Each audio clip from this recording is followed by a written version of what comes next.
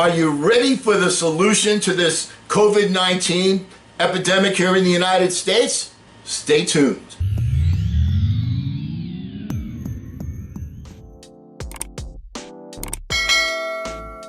Hello again, everyone. I'm Eli's dad with Project Eli, where we educate, lead, and inspire. Today, my intention is to do all three. Now, what I'm going to say today, I actually said way back in March, right around St. Patrick's Day. I said it a number of different times, and I'm not a doctor. I just play one on TV. No, actually, I'm not a doctor. However, I'm ready to give you the solution, and the solution is very, very simple. Very simple. You know, we are not, the United States are not the only country on this planet that is going through this pandemic. As a matter of fact, we represent 4% of the world's population. Yet we have, the numbers show that we have 25% of the infected people in the world. Now I know they're not testing, they're not doing this, they're not doing that, but clearly the numbers are skewed in such a big way that it's clear that the situation here is significantly worse than it is in many other places around the world. When you take a look at the graphs they like to show you, all right, the European Union, all right, we were at one time in exactly the same spot. Their numbers have gone way down. Our numbers have plateaued, and now they're starting to go back up again in a significant way. So what is the solution? I've given it to you before, but once again, repetition means retention. And to be quite frank with you, I'm very, very disappointed that some of the big-time pundits, and I'm talking about the guys that you see all the time, I'm talking about the Tony Robbins, I'm talking about Dean Grazioso, whatever his name is, all right, I'm talking about some of these other people, Peters, whatever these guys, you know, they come out and they say, oh, let me show you the solution, let me show you how to get the job done. Where are they now? This is such an obvious solution. Where are these people now? Maybe they won't make any money from it. You know, I'm not belittling them. You know, I love Tony Robbins. Make no mistake about it. Taught me many, many things. But it's time to like stop worrying about money and start saying, hey, I want to use my influence, and Tony Robbins has a great deal of influence, and I want my voice to be heard, and I want to show you how we can get this thing solved. And the answer is very simple. So allow me to give it to you once again. The answer is follow one course until successful. Follow one course until successful. F-O-C-U-S. Focus! That is the solution. Now, let me give you some proof that this actually works. Once again, back in March, now this was before all of the coronavirus task force were saying, oh, you don't need masks, nobody needs masks. They were saying that even all the channels, Fox and CNN and all the major networks, they were all saying the same thing. Okay, yeah, well, our best evidence is that, you know, that you don't need to wear masks. Well, at that particular moment in time, right when this was beginning, I did what business leaders do when they're trying to solve an issue, when they're facing a challenge, and the solution, the formula is the same. Once again, to be successful, you're going to find that the formula is always the same. Always the same. First thing, you have a vision. What's the vision? Well, in the United States, obviously that vision is we want to get back to where we were. We don't want to have to worry about going out, going to the grocery store, or going to a ball game. You know, we want to have our freedom back. Isn't that right? We want to be free. We want to be free to go out and do what we want. That's what it's all about. That is the vision. So, what do you do when you're facing a challenge? The first thing you do, always, is if there is somebody out there that is getting the job done that you want to get done, you model them.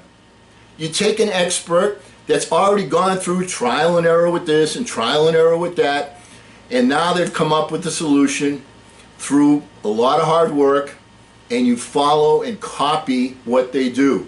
It's okay to be a copycat if you copy the right cat.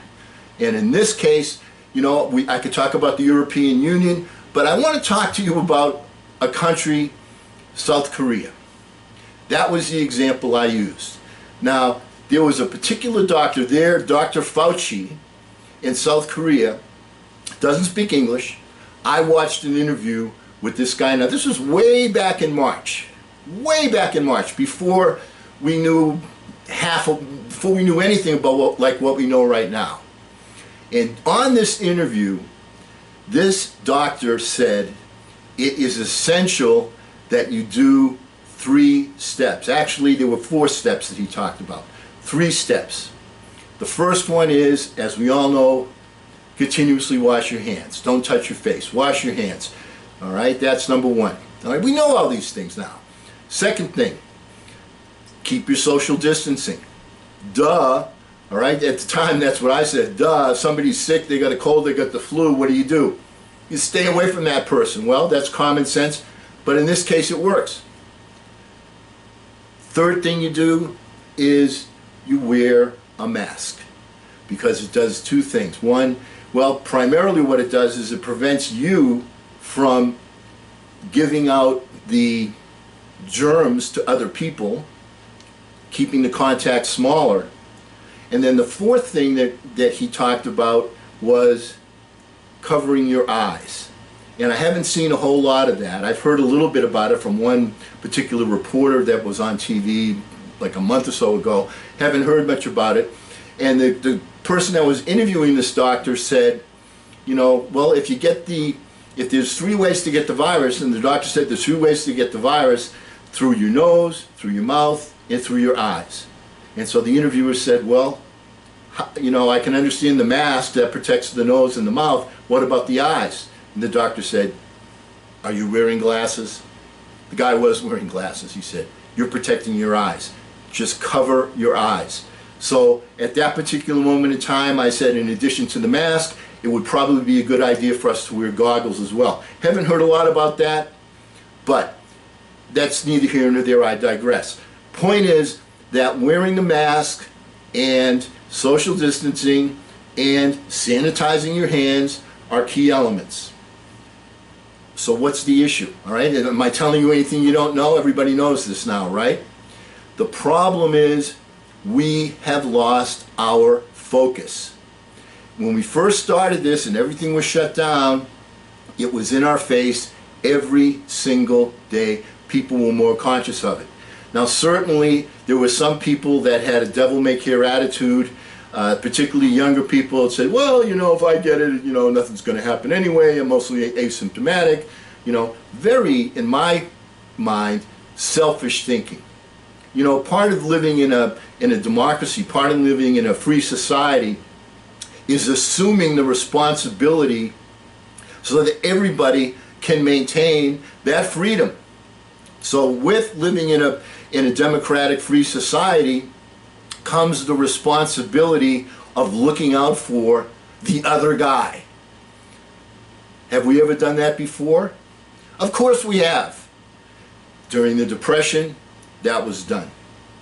But more recently, 9/11, where you go to the airport now, you never had to like have all your bags checked and open this and open that and make sure. But we accept that. We have given up some of our constitutional freedoms for the benefit of others. Now, when I heard the vice president, when he was asked directly, you know, why aren't you guys, you know, aren't you part of the problem when you're having these big rallies where people aren't wearing masks? And his response was, hey, it's a constitutional right for people to gather and for people to have rallies like that. It's part of the Constitution, and we don't suspend that even in a time of a health crisis. The hell we don't when you're in a situation of extreme urgency, like we were during 9/11, where we worried about terrorism, and to this day we still worry about it, you give up part of your constitutional freedoms. It's necessary. It's necessary. You know, I mean, when I go to the airport, what gives them the right to search me? What gives them the right to go through my bags? No right at all, except that it's for the better good. Could our government please start to see that maybe we will have to give up a constitutional freedom to gather and prevent this virus from spreading like wildfire? That's number one. Number two, like I said, in the beginning, we were very, very focused. I know I was. The first time I went to the supermarket with my mask, I was scared to death. I was scared to death that like someone was going to give me, I mean, I'm obviously in that age group that has to worry, and I was scared to death of running into somebody, you know, and I saw people, I saw a family with 3 little kids. I'm thinking like, hello, Mom, have you seen TV? You can't let your kids run wild. You know, I'm in line, I'm in line at the checkout part. You know, this was even before they put tape. You know, now they had all the supermarkets have tape on the ground 6 feet, you know. This was even before they had the tape on the ground. But they were talking about maintain the distance, social distancing, 6 feet. And this guy kept creeping up with me with his cart. And I turned, I looked at him and I said, which part of 6 feet is not clear to you, the 6 or the feet? Please. And the guy started to give me attitudes. You know what I did? I said, sir, may I do us both a favor? Why don't you take my place in line? And I let him go in front of me, and then I stood behind him, 6 feet behind. These are the things that you have to think about. These are the things that you have to do. Now, what is our leadership telling us when they're promoting and sponsoring rallies in a place that's an hotspot where people are gathered close together, they're not wearing masks? Clearly we've lost our focus. And when leadership matters, Black Lives Matter, leadership matters.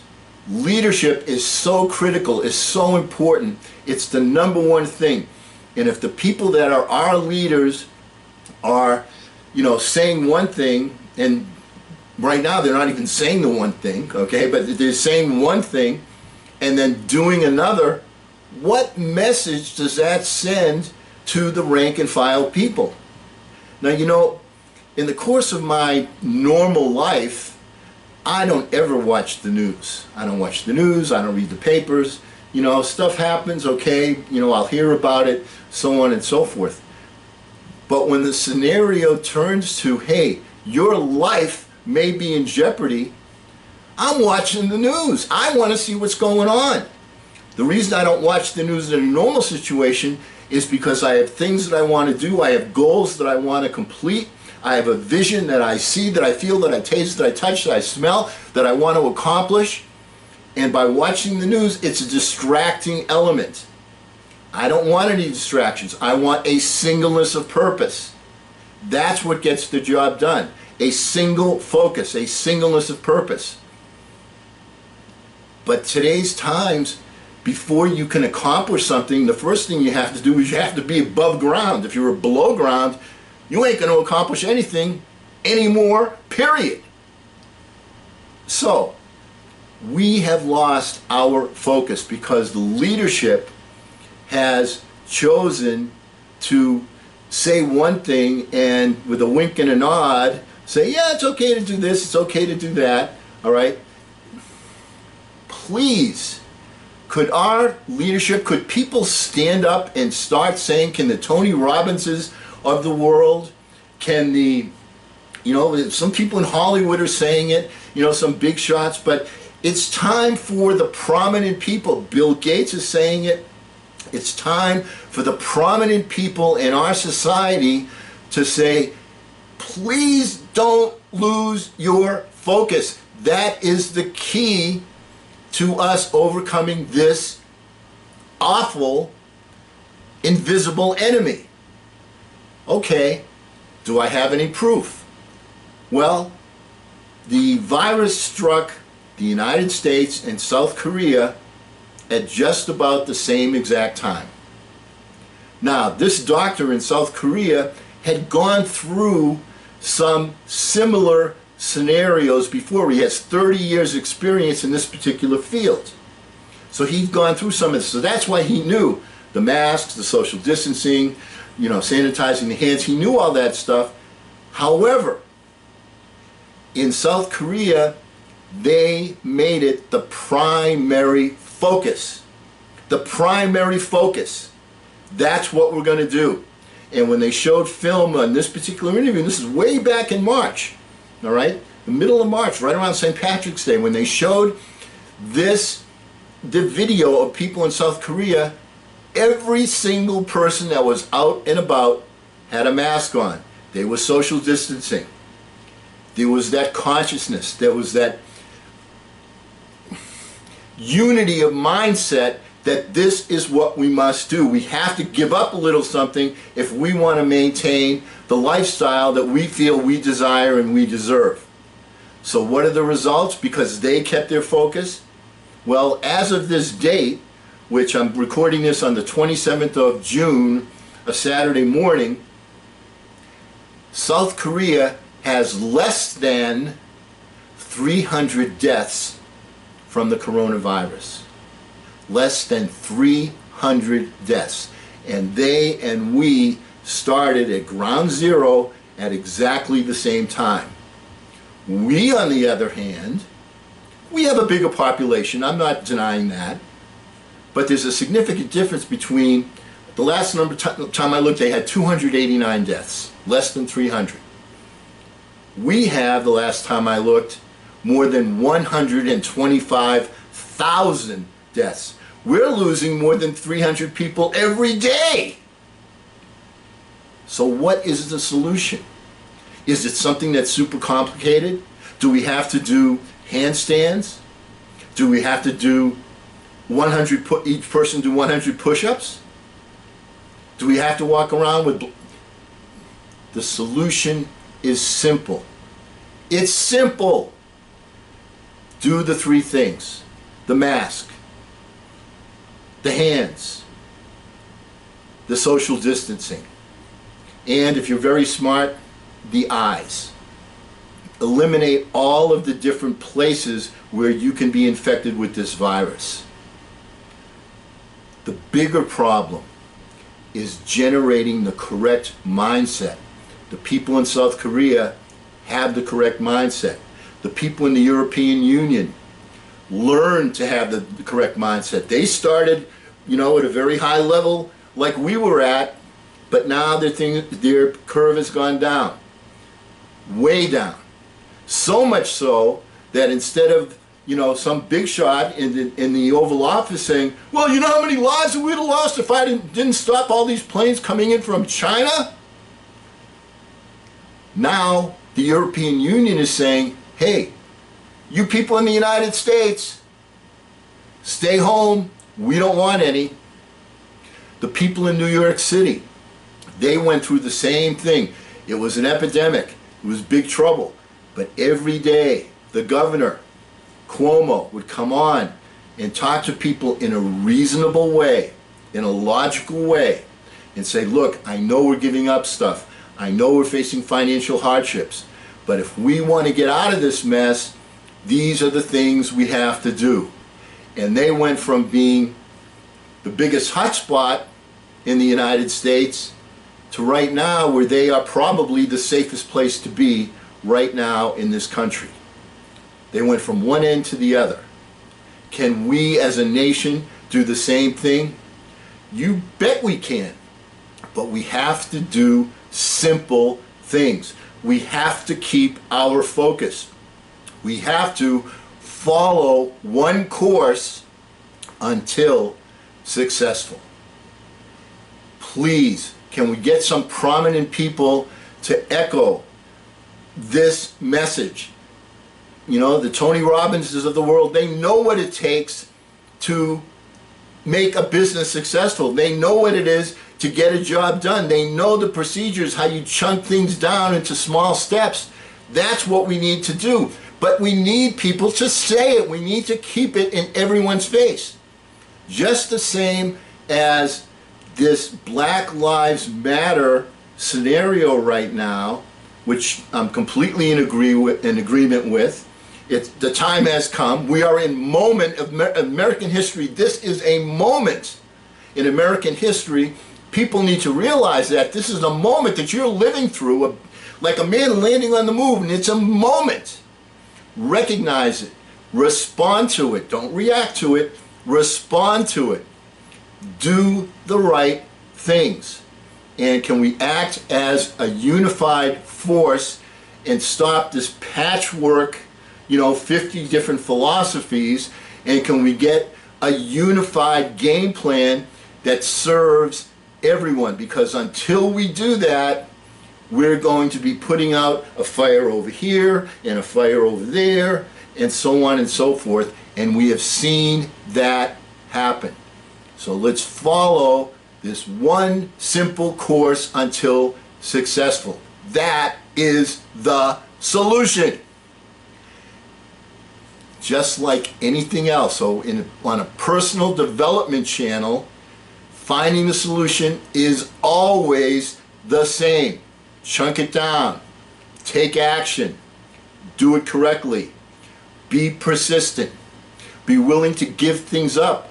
Step out of your comfort zone. Does any of this sound familiar? That is the success formula. And this scenario is no different than any other. And because we will never end our meetings on a philosophical note, let's focus, get out there, and charge! I'm Eli's dad.